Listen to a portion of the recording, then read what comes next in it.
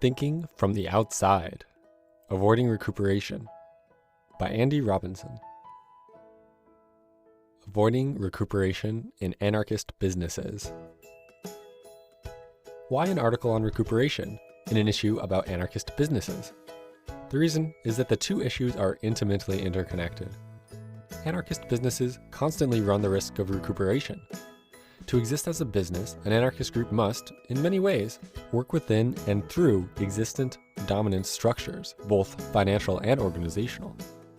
This means playing the system's game to some degree, albeit for one's own purposes. If not done carefully, this can lead to the reproduction of the very practices one tries to escape, as the systemic form imposes itself on the subversive content. And many of the flaws of anarchist publishing businesses, the dangers of editorial despotism, of market or funder-led parameters, of the formation of cliques, or simply being reduced to ineffectuality by the repetitive routines of publication, can be viewed as problems of recuperation, problems that have beset many anarchist publications over time.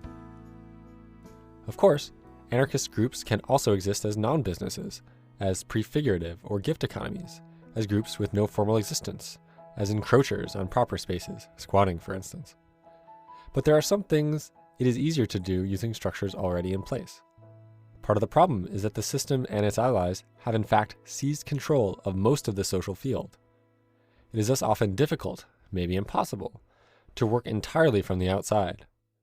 So this article sets out to explore an issue central to the operation of anarchist businesses. How, if at all, can one work within the dominant system, or some part of it, such as the publishing market, without being recuperated by it? Recuperation and intentionality. From a Stirnerian position, or that of a bricoleur looking for tools, there is nothing wrong with using the system against itself, with using the master's tools, so to speak. If something serves one's purpose, it is a gesture of Stirnerian egoism to pick it up and use it. A problem arises, however, because in using the system's tools, one may be strengthening it in some way, reinforcing its claim to be the only game in town, giving it the appearance of legitimacy, contributing in some way to its apparatuses, as when anarchist books contribute to the profits of mainstream booksellers. Structures and tools have their own personalities, which can influence the user.